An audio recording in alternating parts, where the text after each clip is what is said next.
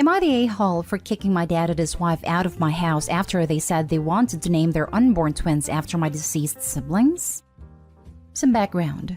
My 27 female younger brother, sister, and mom passed away in an accident 8 years ago. A father, 52 male, and I used to be very close before this, but we've drifted apart since then. I think some of it has to do with the fact I look a lot like my younger sister. She was always close to my dad, and we would often joke she would take care of him when he got older. My father also isn't really a believer in therapy and refuses to go. When I started going to therapy a few months after the accident, he said that I should be stronger and, quote, stop giving people the satisfaction of seeing you weak. He remarried 2 years ago, but his new wife and I don't get along. Some things she's done include telling my father not to invite me to the wedding, telling him I was bullying her children because I refused to let them have an unsupervised party at my beach house, and I also told them they can GTFO if they continue to treat the staff disrespectfully. Her kids were 18 female and 17 male at the time. When she married my dad, she was also under the impression that the money he spent on her and the house he lived in was his. He never said it was. She just assumed. My mom left me a nice amount of money in her will, and I used it to invest and also work in the tech field, so I'm well off. However, considering my age, I don't think she was expecting this, and I don't think she was very pleased either. On to the issue. At their gender reveal party, they're expecting a boy and a girl. My dad announced they will be naming the kids after my dad's siblings. I'm shocked, and I interrupt to tell him that naming the twins after my siblings is weird. His wife just tells me to stop being jealous. At this point, I'm pissed, so I ignored her and tell my dad that he would always stick up for me in the past, yet let his wife belittle me now. How hurt I was he didn't invite me to his wedding. How he never once said he was proud of me or even a thank you or a love you after I bought his house for him. And basically said that if my siblings were here, they'd be disappointed in him. And ashamed to call him dad since he's been a pretty crappy one so far. My father told me to get out of his house, and as I am about to leave, his wife comes up to me and I kid you not says, "Don't let the door hit your butt on the way out." So I walk back and tell my dad that he and his wife had a month to leave my house. Well, wife started crying. Dad said I was pathetic and her family has been messaging me telling me to apologize. But my friends and family on both my mom and dad's side agree with me, although they think I should let my dad stay and kick the wife out. However, I want both out. I get that I acted a bit emotionally, and I'm starting to feel bad for stressing a pregnant woman. So am I the a-hole? Now for the top comments before the little edit/update. Not the a-hole. Kick them out. They shouldn't name their twins after your dad's siblings. It's totally wrong because your dad's siblings were born to your dad and mom, not stepmom. They need to come up with other names. Your stepmom is a piece of work. I'm sorry for your loss of your mom and siblings. The way new wife has worked to cut Opie out of her father's life, it's not impossible she's seeking to overwrite Opie's siblings in her husband's mind. She was probably thinking dad has lots of money and valuable property she can get if she pushes Opie out. Ding ding ding! This happened to me and my brother when my dad went off the deep end during his midlife crisis. Like Opie, joke was on her because she never would have gotten the house my dad lived in, as it was basically willed to me and my brother. So there was no way for trashy girlfriend to get her grubby hands on it no matter how deep of a wedge she made. She didn't even have a lot of money either, just more than she did since she refused to get a job, whereas he had a state pension, military benefits, Medicare, part-time job. I'm lucky though that my dad eventually wised up when she tried to pass her 4th pregnancy off as his. It wasn't possible because he had a vasectomy 20-ish years prior, and dumped her. She was a walking dumpster fire, and the whole relationship was a Jerry Springer Show episode. Stick to your guns. Your dad has become mental, and your stepmom is the reason. Get them out of your house and go low contact or no contact until your dad gets therapy and comes to his senses. I know you said he doesn't believe in therapy, but make it conditional if he wants a relationship with you. He's wholly dependent on Opie, for home and finances at least, so he has a stake, something to lose. It's abundantly obvious where his loyalty lies, and it's not with his daughter. And now for the update. Hi everyone. First of all, I would like to say thank you for all the condolences. I really appreciate it. To address some things, my dad wouldn't be homeless if I kicked him out. He still has a well-paying job, and the old house we used to live in before the accident, which is under his name. Also, the house he currently lives in is under my name. I bought the house for him as a surprise, a way to show that I appreciate him and hoping that it might help repair our relationship. I didn't really care to go through changing the names on the house, because he believed I owed it to him since he raised me, and I just went with it to make him happy. I never really thought I would try to argue against this. And to be honest, I feel pretty low doing this. But I have been footing the bill for the house and most of his lifestyle, and I'm tired of them showing zero appreciation. I guess the names were just the straw that broke the camel's back. A lot of people also mentioned how naming the twins after my siblings isn't necessarily a bad thing. And I agree, if they were doing it with an honest intent to respect them or using middle names. But I can tell my father's doing this because he is still grieving, which is why I was upset with him during the party. I'm not the best at expressing myself, so some of my anger might have been misplaced, but I was more frustrated with the fact that he's trying to cope with their loss by trying to replace them, and in a way replace me. Also, I'm kicking them out legally. I've given him and his wife a 30-day notice and have a lawyer. I know some of you have suggested to go no contact with him. I might after this, but I want to give him the ultimatum of therapy. Even if that doesn't repair our relationship, I'm hoping it will at least help him grieve in an appropriate way. My dad and I have agreed to talk to this weekend without his wife present, and I will update if anything changes. If it doesn't, then I'll just update at the end of the month when they leave. Now for the next story. Am I the a-hole for not letting someone move into my bedroom which I don't use after they were outed and disowned? Context. My mother came out as bi when she was younger, and was disowned by her parents when she started dating a woman. My grandmother came back into her life once my mother had my older sister and me. My sister caught on quicker and chose to dissociate with her. I was younger and didn't know. Due to this, I was named the sole inheritor to everything my grandmother owned, including her house. My grandmother's final spiteful move against my mother, it seems. I, female 18, recently started college and got a scholarship which included living on campus. I thought it would be a good idea for me to get out of my comfort zone and have a level of independence. My sister's best friend, Jen, 21 female, was recently disowned by her family after being outed, so she spent Thanksgiving with us / staying with us. Obviously, my mother has taken Jen in. The day after Thanksgiving, my mom told me that Jen will be permanently moving in. Both her and my sister go to school about 30 minutes away, so it's more convenient. My mom told me that she is going to give Jen my room, as it's not convenient for her and my sister to share a room. Up until this point, I was on board and felt bad, but I had a problem with this. We have a 3 to 4 bedroom house. The 4th one is currently being used as a storage room. So I don't think it's fair for me to be displaced when there is a room she can move into. The stuff inside of it can easily be moved into closets around the house and is a big room. My mother argued that I go to school 6 hours away and will only be home a couple of weeks out of the year, and it's selfish to keep my room. Jen also likes the fact that my room has a balcony and stated she liked being on the same level as everyone else / felt isolated sleeping on the ground floor.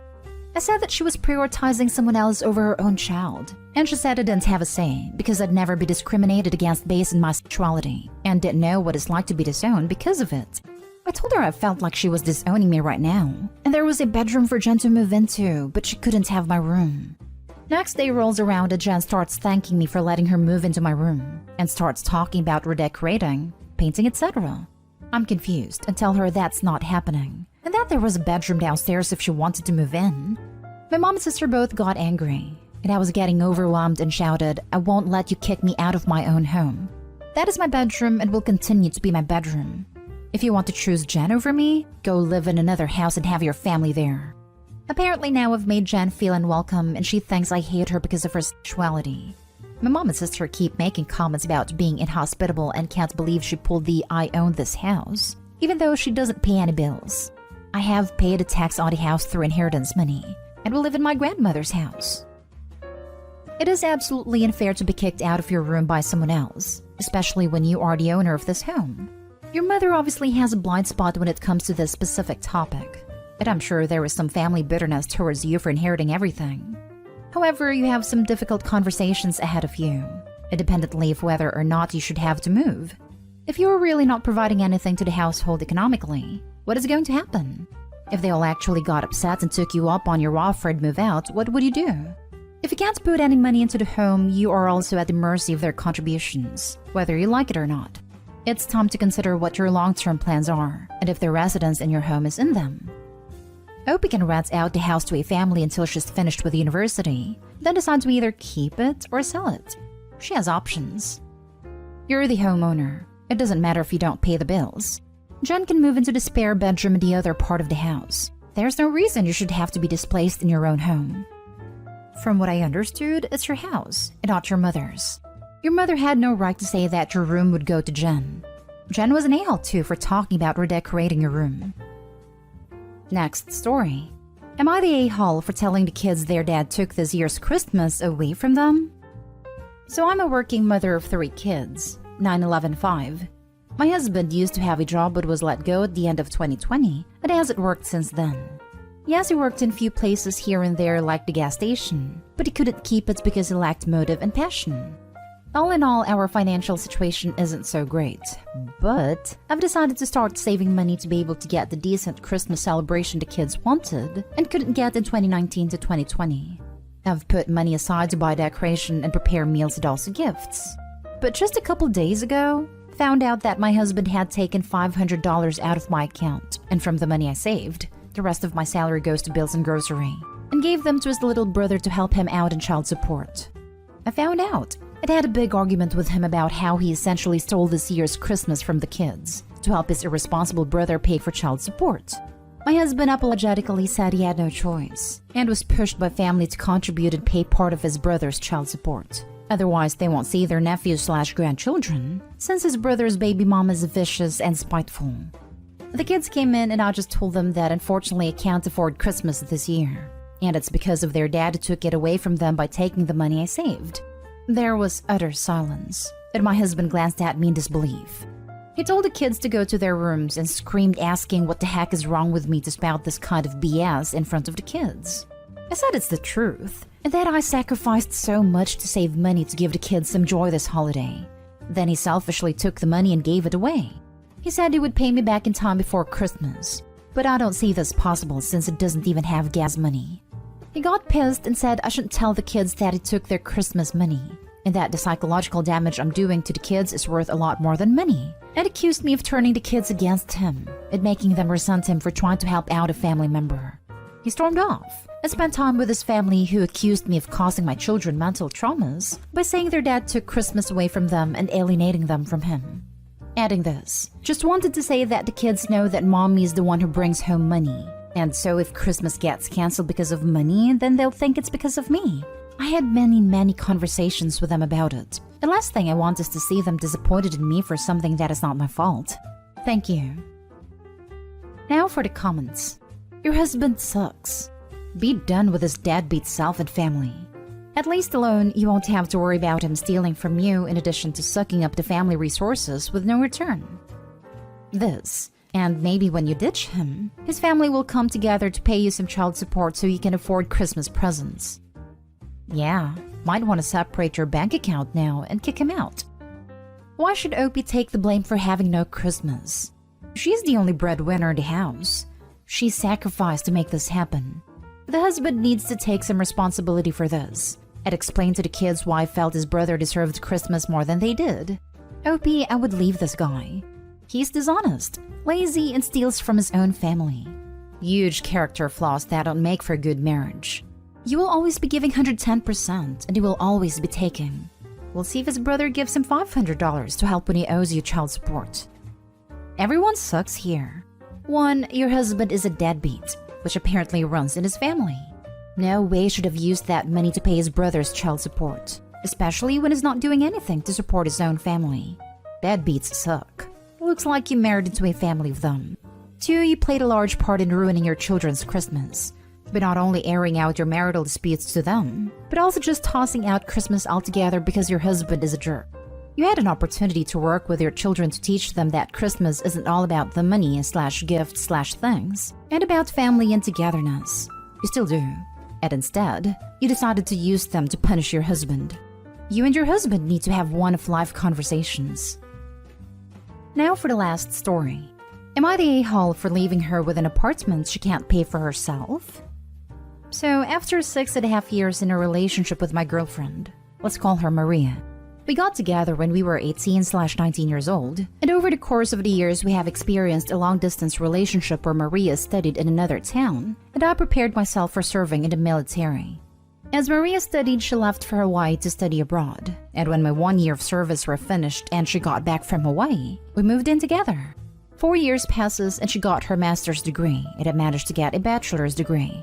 We've had our ups and downs during this time together, and we decided to move again. She already had a plan but could not manage it alone since rent was too high. Maria wanted to move to the big city where she could get a good paying job, and myself wanted to move to another town to continue studying. But personally, I did not want to leave Maria again. So for her, I moved to the big city as well. Now, after 3 months, she all of a sudden decides to tell me she wants to break up because she has lost the spark we once had. On top of this, Maria claims that she wanted to split up for over a year, but was too insecure about it and wanted to try and see if we lived somewhere else she would not feel she had during the prior year. So now I can't stay in the apartment. I have to get out, but she wants me to pay for rent until the landlord finds someone else for it. But I never signed a contract. It's all in her name. So I'm packing my bags and never looking back. Am I the a-hole for leaving as it is? If you're not on the lease and she doesn't want to be a couple anymore, it's her problem if she can't afford rent. Exactly. I'm thinking there's a reason Opie wasn't put on a lease. Also, if Opie wasn't put on a lease, then her eligibility was determined solely on her income, not their combined income. And she likely can pay her rent. Maybe just barely, but still. Otherwise, I doubt she would have gotten the place to begin with.